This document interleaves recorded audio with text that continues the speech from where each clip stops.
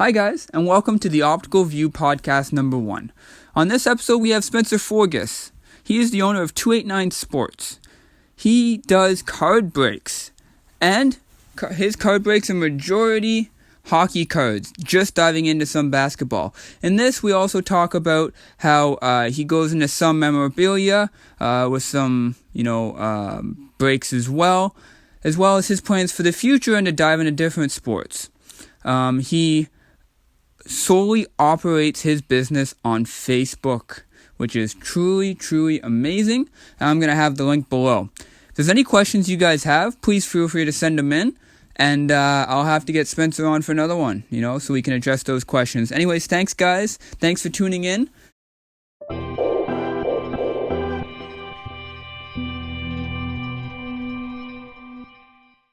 How's it going? How are you doing? Good. Excited to have you on here. Yeah, I'm very excited to be here. Thank you. You're welcome. So let's just start briefly about who you are and what you do. So I'm Spencer Forgues. So I run a sports card page on Facebook called 289 Sports, and it's majority hockey breaks. So I've been doing that for probably about 3 years now, and I also buy and sell a lot of hockey and basketball cards, and I also invest in some basketball cards, like I just hold for like the long-term value kind of thing. So I got into basketball cards probably about 6 months ago, and focusing a lot on that. Okay. So the 289 Sports, is that your company? Yeah, it's my company I run it's solely on Facebook. Okay. And what do you use? Like, I know you said you use Facebook, but there's many different avenues of Facebook. Facebook groups or Yeah, what I is run it? my own Facebook group, and it's been running for probably about 3 years now, and there's about 1,600 people now in the page. Wow. Okay. Do you have anybody else that you work with? Well, a couple of years, or probably about a year and a half ago, my buddy who used to buy my breaks quite a bit, he lives locally, so I would drop because he'd buy my breaks, so I'd drop off his hits and stuff like that, like all the cards that he got in the breaks, and then just started talking to him a lot over.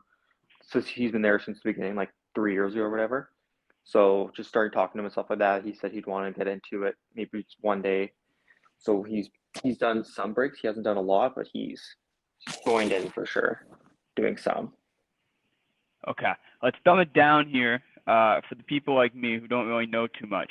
So when you're talking about breaks and hits and stuff, can you just describe what those things are, please? Yeah, so break would be, so if I bought a case of, it's like a high end product would be like the cup. So if I bought a case of that, so I'd give a value to each team so everyone can pick their own team. So in years like last year kind of thing where Elias Pettersson was the big rookie kind of thing. Him and or no, last year would have been like Cale Makar, Quinn Hughes. Teams like Avalanche and Vancouver would be a little more expensive just because of the potential of hitting meaning like you get one of the cards that are in the break. So those teams would be the more expensive teams, kind of thing. Teams like Anaheim or Minnesota who don't have like big players who don't have a lot of value to them would be like the cheaper teams. So every team is assigned a value, and then once every team is taken in the break, which is where I open all the boxes kind of thing, and then whatever cards that come out. So if I pulled a Elias Pettersson or Quinn Hughes at a 99, then it would go to whoever bought Vancouver. Okay. All right. So you buy these cases, right? And then you open them. And so you film it at the same time? Yeah, like I go live so I buy them usually I get them from a store in Toronto, and then I go live on Facebook whenever it's filled, like in my group in 289 Sports, and Okay. just so everyone can watch me opening it live kind of thing. So there's no, because it could be sketchy if you don't do it live. People thinking you could Okay. switch things out, or so it's all on camera. I show all the serial numbers, the barcodes, everything like that, so make it like as legit as possible. Okay. So so when there's boxes and cases, is there multiple boxes in the cases? Or are Yeah, they the way so around? for Okay. certain products like Series 1 and stuff like that's where you can get like young guns, there's just a 12 box case, and inside Okay. that case there's 12 boxes. But then in a product like SP Authentic, there would be one master case, in that master case, there's two inners that have 8 boxes each. So Okay. this So box is sealed inside of another box and sealed inside of another one. got it. And so when you advertise, okay, let's say I got Young Guns 2020, Yeah, right? Or 1920, I guess it would be. Um, then you advertise the teams, right? So you've got all the, what, I guess 32 teams now, right? yeah, Coming up. And so I go, all right, I want Vancouver, right? And then there's obviously a fee for that, right? So if it's a big year, like you mentioned with maybe, Elias Pettersson or somebody like that, then that team's going to be more worth more. So yes. I buy the team. Now, does that open it up for all of the boxes, or is that just one box? If I did a case break, so if I did like a full master, like 16 boxes or whatever it is, and you Yeah. bought Vancouver, you'd have them for all 16 boxes. Okay. Okay. And just a rough range here. How much can those teams range from? So in lower end products, teams like if it's like a $1,500 break, which would be like considered like a cheaper break, Okay. teams can go from $15 for teams like Anaheim, Minnesota, where you're not they don't have like a big young gun that year kind of thing. Hmm. And Vancouver could be probably about 150 because if you pulled like when the product came out, Hughes young gun or Patterson young gun would be worth like close to 250 kind of thing. And then if it's a more expensive product like the cup, where the line would be close to 10,000 kind of thing, like the Leafs in 16-17 cup, which is like the most expensive, one of the most expensive years because it's Matthews. The Okay. Leafs, I think, like when the break was like 5,000 lined, Oh I think wow. the Leafs were about 1,500 because they're like a big majority of what people are chasing. So it can range Okay. from $10 in a break up to $1,500 depending on the year and the product. And what are the chances of I guess hitting one of these cards? So in like the ones where you're going for young guns, in that full case, you're guaranteed the whole young gun set. So you know you're going to get a Quinn Hughes young gun or a Patterson young gun in that year. But in other products, it's a big risk kind of thing, especially if you're going trying to get that Matthews out of 99, because there's only 99 of them ever printed, and there's thousands and thousands of cases of that 16-17 cup where it'd be pretty tough to actually hit it. But if you do hit that, I think Matthews his cup card right now is going for 15, 20,000, I think right now, maybe a bit more. So people, it's a Wow. big risk, but like it could pay off if you do hit something like that. Okay. Is there fake cards on the market? Yeah, like it's more like the older stuff. So there is a lot of people who try to sell like Gretzky's O-Pee-Chee card from 79-80. Okay. Like they're not done as much now, like faking them, but there's a lot of Gretzky reprints for sure. So are you somebody who also authenticates them and says that's a real card or that's a fake one, or do you have to go somewhere else for that? Yeah, like I've never really done that. Like I've only ever opened the cases kind of thing, and it's all from sealed from Upper Deck, like the company that makes all the cards. So they're Yep. guaranteed to be authentic, and on the back it tells you it was signed in presence of someone of an Upper Deck authorization, or it was worn during a game and stuff like that. So it's all authenticated that when I like open them, but like I wouldn't be able to authenticate like if I've never done it where someone's just giving me a card and just asked if it's real or not. I've never done that. They would have to send it to one of the actual grading companies to get it authenticated, like PSA or Beckett or something like that. Okay. Okay. Um, so what's the potential for older cards then? Obviously, you mentioned the '79 Gretzky. I'm sure that's worth a lot. But Yeah, in general, like I've got a couple boxes of really old hockey cards never opened. They're still in the cardboard box, and I open yeah. them up, right? Like, what are they going for right now? Like a lot of the older stuff aren't going for too much. Like for like a big box, you might get like $5 for the whole box kind of thing. Like they're not Oh wow. worth too much kind of thing, just because there were so many printed back then. Oh okay. But it's more for rookie cards. If you have the O-Pee-Chee of Lemieux, Patrick Law, Gretzky, um, maybe Mike Bossy or something like that. but a lot of them, because there's so many printed back then, they're not as valuable as some of the Okay. ones now because there's a limited run on most of the cards printed nowadays. Okay. All right. Now, do you also do sports memorabilia as well? I have in the past. I've done like jersey breaks where I bought in AJ Sports World. It's a pretty big sports memorabilia store in Toronto. They do a lot of signings and stuff like that. Sometimes they have these mystery boxes where you Okay. can open the mystery box and there could be anything from like a Mike Richards Flyers jersey, which would be worth maybe like 150 bucks, up to a Wayne Gretzky jersey worth like 2,000 kind of thing. So I bought Wow. in boxes like that before where it's the same thing as like the hockey card breaks where everyone would buy their team kind of thing and teams because at that AJ Sports they have on the back listed all the players that you could get.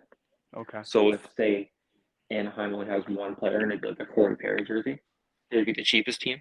Whereas if there was a Crosby, a McDavid, a Gretzky, like those would be like the most expensive teams just because of the potential of hitting one of their jerseys that go for quite a bit. So I have done it a little bit, but haven't done it in probably about a year or so now. I've just been sticking to the cards.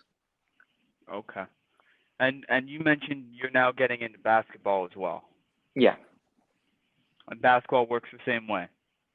Yeah, I haven't done too many basketball breaks or anything like that. I think I've only done 5 or 6 recently. It's just I'm trying to get more people into it just because there is a big market for it. It's just tougher because I've done just solely hockey for the last 3 years. So I'm one of the groups, a big like hockey collector. So Yeah. it's, I'm just starting to try now to get um, more people into the page that do collect basketball and just try and grow it a little bit where I'm able to do case breaks one day of basketball product. Okay. Now, obviously, I don't know the community very well. Is there competitors in this, or is it all kind of one community that works together? There's a lot of like different, especially when COVID hit, there was a lot of people trying to do breaks and stuff like that. Like a lot of them, there was a fair amount before, but like everyone, all the breakers knew each other. We all talked and helped promote each other's breaks and stuff like that. But since COVID hit, probably a year and a half ago, a lot of people just not working or just being at home thought they could do it, kind of thing, and Mm. they realized it's a lot harder than it really is. Like it would be, like it takes a lot of time and effort to kind of fill your breaks, like to promote it and run raz, like run minis, which is if you can't sell Toronto for 350, you would do a mini, which is 35 a spot, 10 spots, and then Oh, randomize the list, and the name on top would get that team. So a lot okay. of people thought they could do it, and they realized quickly that it's a lot tougher than just opening a box of cards and shipping it kind of thing. They realized it's a lot more work because I can start working at like I do it all day kind of thing. Like I did a break the other day at like 3 in the morning kind of thing, just because there's people from BC and stuff like that were there. It's only midnight kind of thing where they're still up and kind of expecting a break to go to happen. Yeah. So it's like an all day thing where you're constantly replying to people. So a lot of people who have started pages kind of lost them pretty quickly.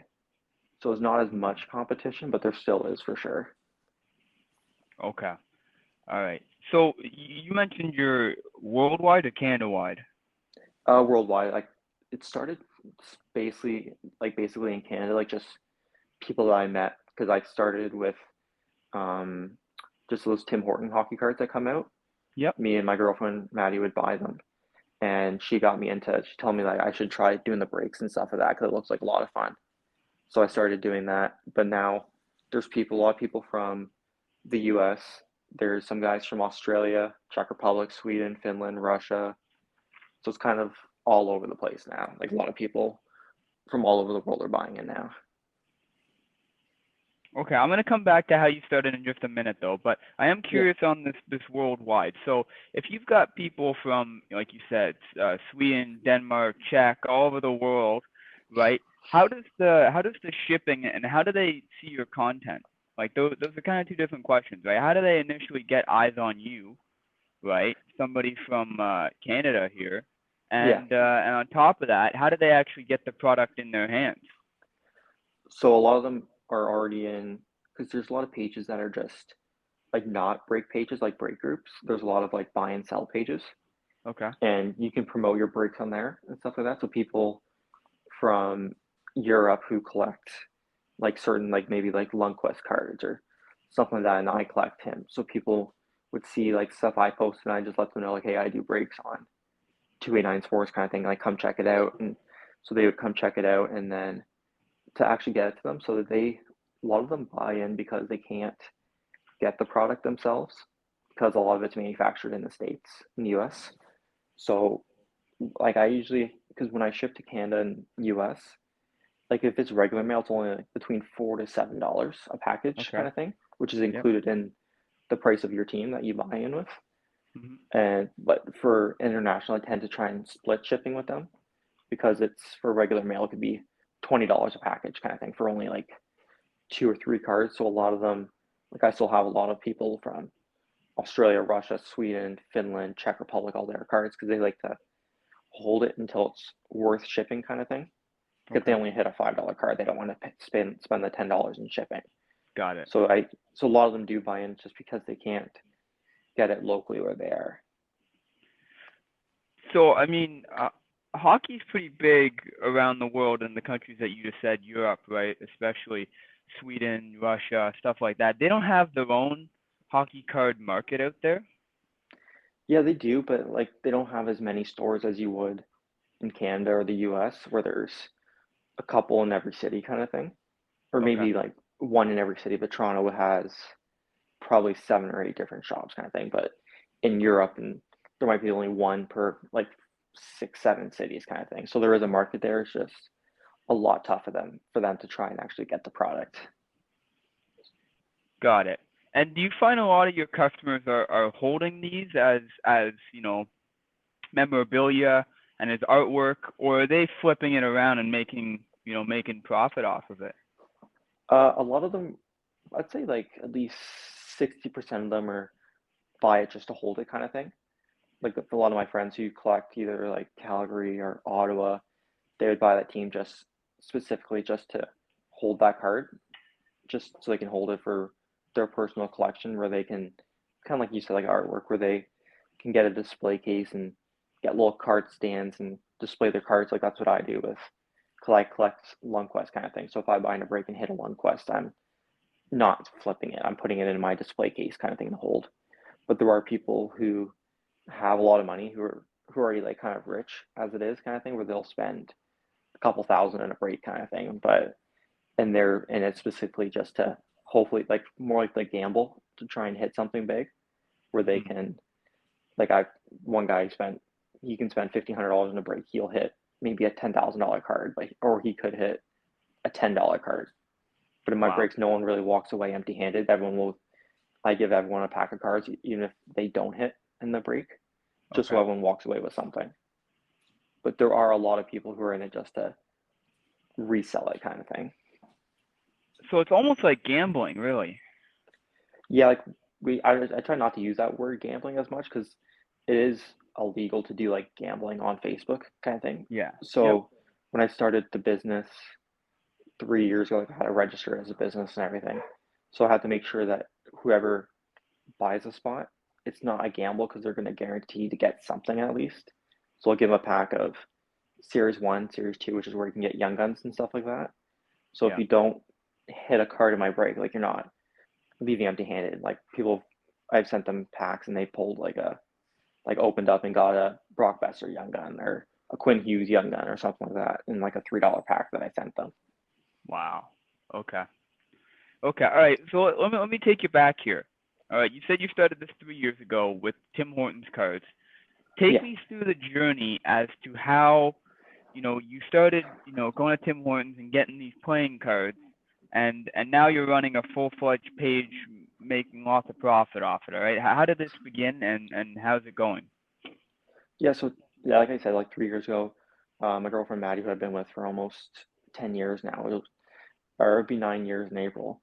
Me and her just like to go to Tim Hortons because they had the Tim Hortons card where you can do the whole set kind of thing where you can buy a binder. And we did that the first year because she saw a Tim Hortons page on Facebook and we just thought it'd be cool to join it just to try like buying the cards from Tim Hortons just to build our sets kind of thing where you can hit like bigger cards like redemptions and stuff like that. Okay. And then we my buddy who was in the page, in the Tim Hortons page with us, me and Maddie would watch his breaks on Facebook because we thought they were like pretty interesting because we'd never heard of it. So for the first time we saw it, we thought it was pretty cool. Yep. And I was only working at a grocery store when that happened in Port Hope.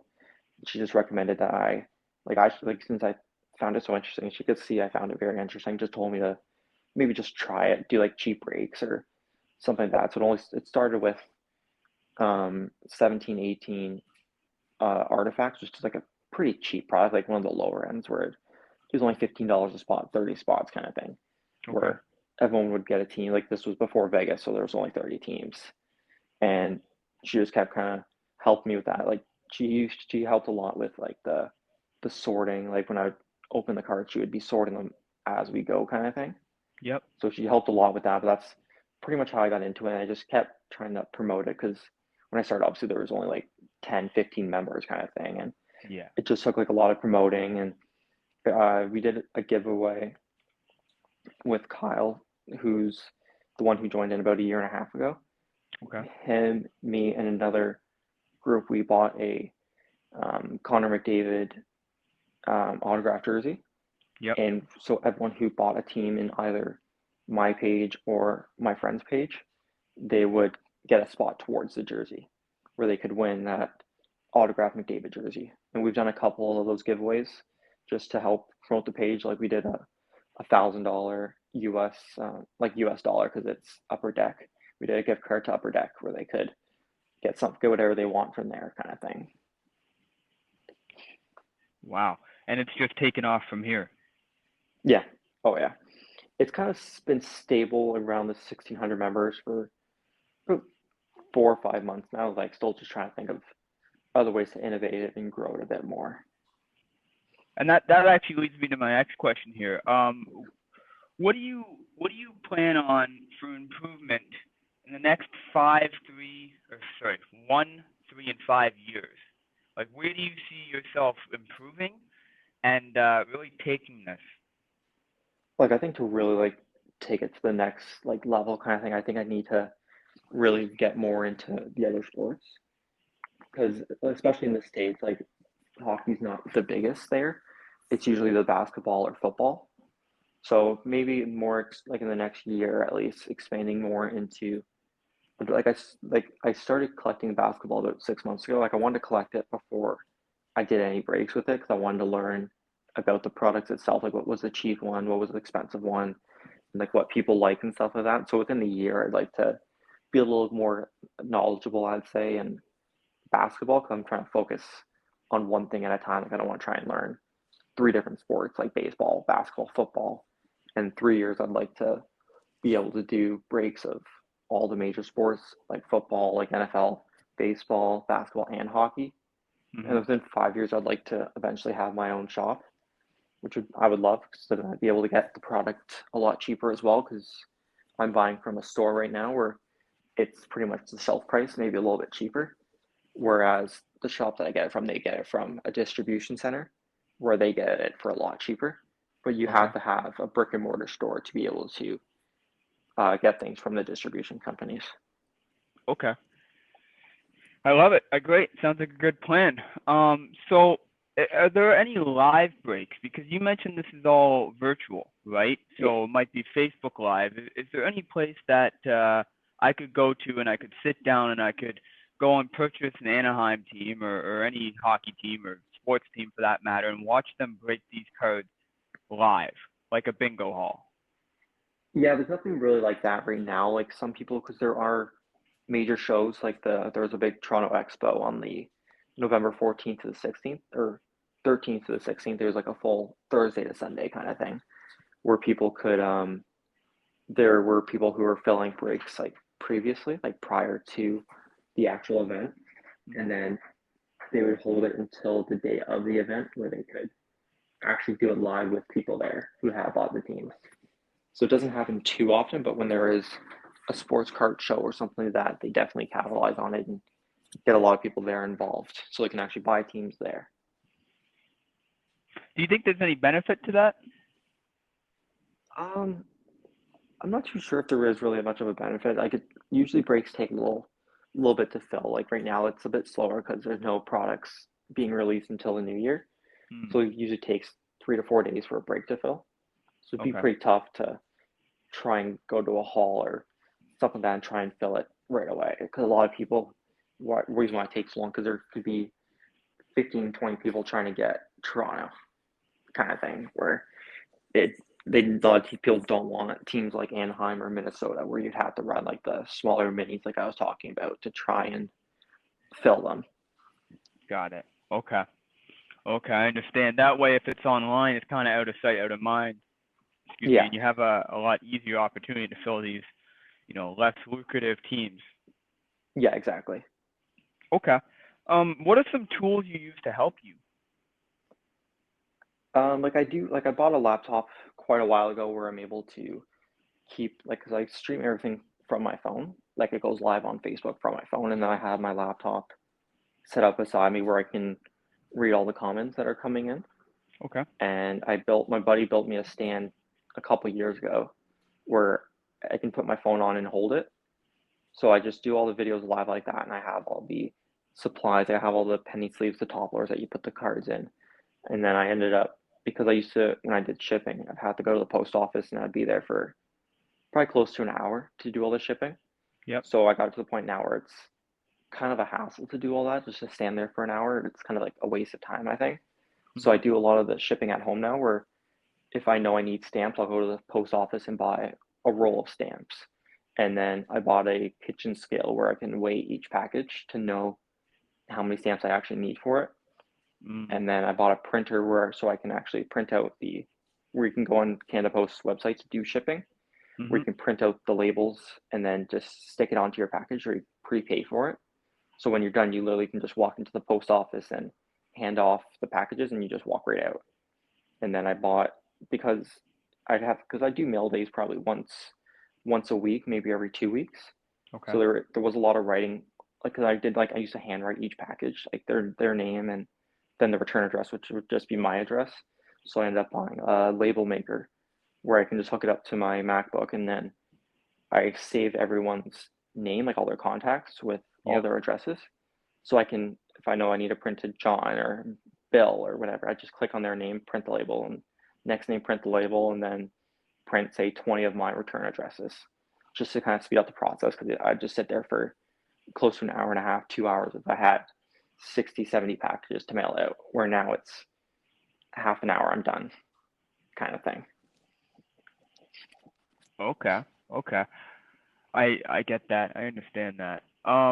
Well, with the pandemic going on, it's still going on. Seems to be a little bit less than what it was, definitely. But what changes has the pandemic brought to you and 289? So at first, it helped quite a bit. It was weird because I assumed when COVID hit, when people were not working, they would just be at home and not want to spend their money. But Hmm. actually, a lot of people end up spending their money, and I was actually doing probably 3 or 4 breaks a week, like when it first hit, kind of thing. So I don't know if people who got like CERB or something like that would use that money because some people are kind of addicted to it, where they want to keep buying teams and stuff like that, or a lot of people were more maybe just at home bored and just wanted to something to do, like where they can't go out to a movie or go to a Jays game or go to a Leaf game, or so they could just spend their money on a break and have that little excitement for the hour that they watch the videos. So it was pretty busy when it first happened. And I'd say probably within the last 6 months, it's slowed down quite a bit just because Upper Deck has delayed a lot of their releases. Like a product that's supposed to come out in September is not coming out till January 15th or something now. So it's Wow. more now just, it's slowed down a bit where I'm still doing at least one break a week now, maybe two. So it has slowed down then, but I assume it's going to pick up a lot more once um, all the new products start to come out where people can get the new stuff. Wow. Okay. It's so crazy to me because growing up, I used to always collect, Pokemon and Yu-Gi-Oh and even to a certain extent hockey cards, and I always Yeah, thought, they were, useless to a certain degree. And then, you hear about all these people and now you, right, who break these hockey cards and they're worth like thousands of dollars, right? And to Oh me, it's yeah. just such a mind-boggling experience. And same thing with Pokemon and Yu-Gi-Oh and all that stuff, where they have these card breaks and they do the same thing. They film them, Yeah. and people are flipping these cards where you enter, a team is $150, and I just go and I pull a Matthews or something, like you said, that's 10 grand. Like, Yeah. it's crazy. It just boggles my mind. Yeah, I was the same way as you. Like my dad, my brother, I have a twin brother, we go to the flea market every 2 weeks because we got $2 each, $2 each for our allowance growing up. Like if you make your bet or whatever.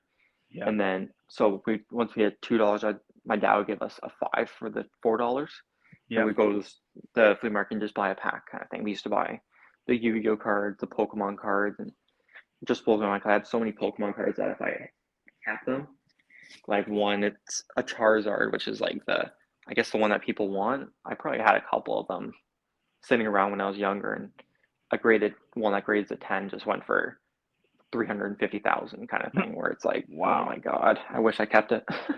Yeah, you wish, eh? A What lot do of you people. uh, what do you use to promote your business here? So usually I've just been doing a lot of it solely on Facebook. Like I have told, like when I go to card shows and stuff like that, when I do deals with people, tell them what I do, kind of thing. Yep, But like a lot of pages that do breaks and stuff like that, they don't really want you promoting your break on there because they want honestly to promote their stuff. yep, So I had a bunch of, they're called blockers. So it's basically just like a rectangle piece of cardboard the size of a hockey card yep, that you put in packages that they're called like blockers or decoys kind of thing, just to protect the card on the other side. So a lot of people who I did like sales on other pages and stuff like that, where I'm not gonna just message people and tell them to join my page because that's not really something people like when you do.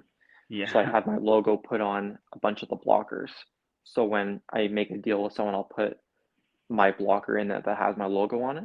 yep, So then they do find my page when I do mail them. Because if I'm doing a deal with someone, it's like I'm just messaging people just saying, "Hey, come join my page," kind of thing. Like a lot of people don't like that.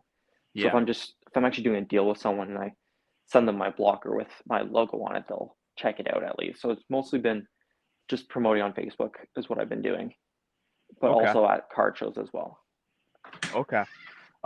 So all of your card breaks are live, Number right? one? Yep. Okay, just a second. I didn't know you'd be here. Yeah. So all your card breaks are live. Do any of these go on YouTube or go on Instagram or anything like that? Yeah, so a lot of them do go on Facebook actually.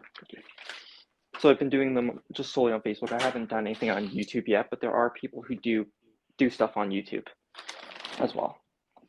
Okay, okay. I see. A couple more. I got these. This is really intriguing to me, so I'm trying to pick your brain as much as I can here. Yeah, What's the biggest failure that you've encountered in this, and how have you learned from it? I actually haven't. I wouldn't say like I've really failed at all yet, which is like I'm pretty happy to say. Like 'cause everything I've actually bought, and I haven't ever lost money on it, kind of thing that I'm pretty happy about. But the only like time like is when a failure would be like when, because I was breaking in, and like I started my page 3 years ago, and then about 6 months into doing that, another page asked me to join their page and break there. So Yeah, I started breaking with them, and then just one day randomly, like after I brought in probably 1,000 people over the 6 months, kind of thing, they kicked me out, and then it was just kind of like a big shock because they never told me anything leading up to it. It was just kind of you're gone kind of thing because they wow. just wanted the page to themselves. So that was really tough but I was happy I didn't delete my 289 page, so I was able to Hmm. go right back to it. So that was tough at first, but then a lot of the people who were in my page before, they kind of stayed, and or they invited their friends, and definitely grew a lot more since. And that's been probably 2 years ago now. Wow. Okay. I just have a couple more, and then I'm gonna get to the three questions I ask everybody. All right. Sure. So, who are three people who have influenced you in your journey, either positive or negative? So I'd say Maddie, my girlfriend for sure. She's been really helpful with everything that I've done. Like just supported it from day one kind of thing. So she's been Hmm. a big influence. My friend Kyle, who joined in 2 years ago, who he's a full like he works three jobs. Like he's a full-time firefighter. He owns a farm with his parents and does his own like woodworking business. So he helped me a lot. Like if I needed like if he would buy the cases or something like if they were more expensive or something like that, and we'd like split the profit on it and stuff like that. So he helped a lot with that and mentoring kind of thing because he's 34, so he's been already buying and selling cards for years.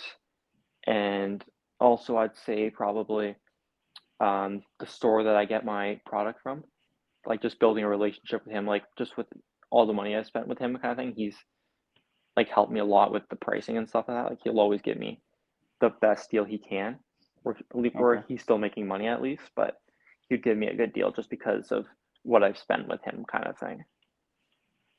Okay. I love that. All right. Now I've got 3 questions that I ask everybody. Are you Sure. ready for them? Oh All yeah. right. What 3 qualities do you possess that make you successful? So I'd say my communication skills for sure.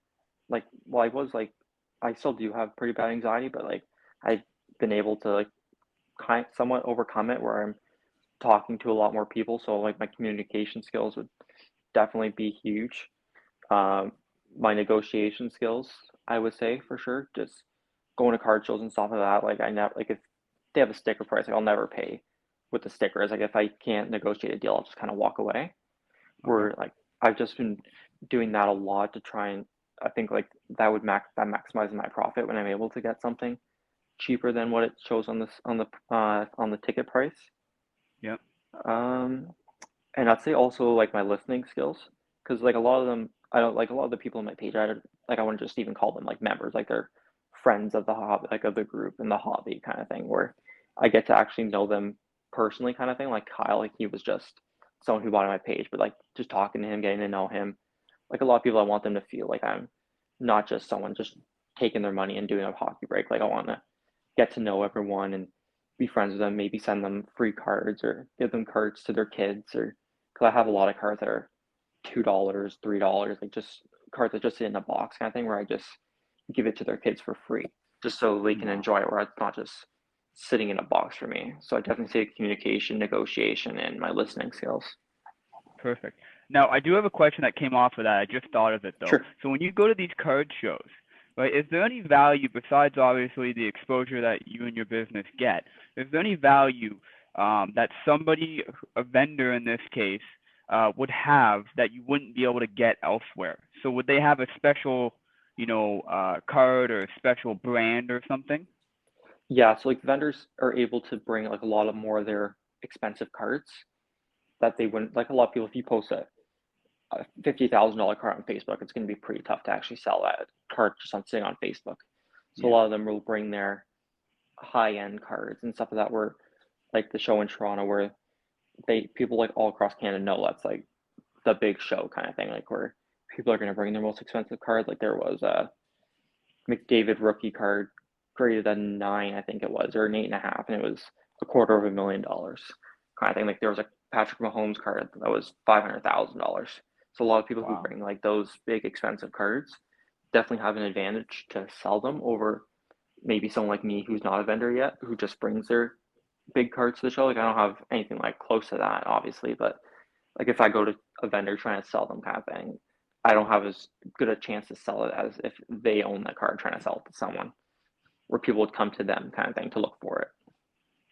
Okay. All right. I love that. That definitely opens my eyes because now I know if I want to go spend $500,000 on a card, I'm going to go to one of these big shows here. For sure. Oh yeah. All right. Back to this question here. What is something that you know now that you wish you could tell your younger self? Um, Probably just give myself a lot more confidence. Like tell myself like it's I'm gonna make it in it kind of thing. Because when I was working at the grocery store, like I kept contemplating on like whether I should quit and just do the hockey cards because the grocery store had only made $200 a week kind of thing. Like it wasn't a lot of money. Like I was still in school, so I didn't have much expenses anyway. But was only $200 a week kind of thing, which wasn't the best. So like maybe like tell myself like just to that I could do it, like to focus on that, like quit my job once, and then they called me back, and then my girlfriend told me that like once I did go back, she said you shouldn't, you should just focus on the cards like you're doing so well, and so probably like just to tell myself, give myself more confidence to say like you can do this and it will last for sure. Okay. And what's one thing that you would love to tell everybody that you meet? Tell everyone what, sorry? Like, what's one thing that you would love to tell everybody that you meet? That I need? That you meet, like you meet in real life or you meet online or just new people in your life. What's one thing that you'd love to tell everybody something? Uh, Probably just tell them like that I'm a really hard worker and I'm like really passionate about what I do. Because for me, like I don't really consider it a job. Like I love doing this kind of thing. Like it's a lot of fun for me. Just tell people that I am like really hardworking and I am passionate about the things I do. Like I'm not just in it to make money kind of thing. I'm in it to actually like enjoy and I love buying the cards and holding them and so that I'm really hardworking and I am passionate about it. Perfect. And I know I said 3. I got one more up my sleeve here. In 5 years, will you be doing the same thing? I hope so. I just hope it expands more. Like when I was talking to you earlier about it, I definitely like to eventually own my own card shop one day. Yep. Because I did Yep. graduate from college in the summer with a business diploma, so I did learn quite a bit from that. Where I think I could use that in if I had my own card shop. But even if I didn't have my own card shop, I'd still love to be doing the breaks in say 5 years and work at a bank part time or something like that, where I'm still able to focus on both. Okay. So if you owned your own shop, are you still doing the breaks? Yeah, like I do the breaks at the shop. I think like I could because that's another advantage the stores do have. They could do breaks if they wanted. Like a lot of the card shop owners in this area in Toronto, they're a lot older. They're in their 50s, 60s, where they don't Mm, really want to even think about doing breaks and stuff like that, where it's yeah. might be a little too complicated to try and figure out. So I think it'd be like a huge advantage to be able to actually do breaks in the store, where I could tell people on Friday at 6 o'clock I'm doing a break if anyone wants to come watch, kind of thing, and whoever bought a team can come in and watch it, kind of thing. Wow. Perfect. I love it. Where can people find you? You can find me on Facebook at 289 Sports. 289 Sports. Yes, Perfect. And that's on Facebook. yes, it is. All right. Do you have anything else for me? No, I just want to say thank you very much for having me on. I really appreciate it. Yeah, thanks for being on here. Great podcast. I mean, there's a million more questions I got on my sheet in front of me that, we might have to do this again so I can ask you them. Yeah, I'd love to. All right. Thanks a lot. Talk to you soon. All right, thank you very much. Have a good day. Bye.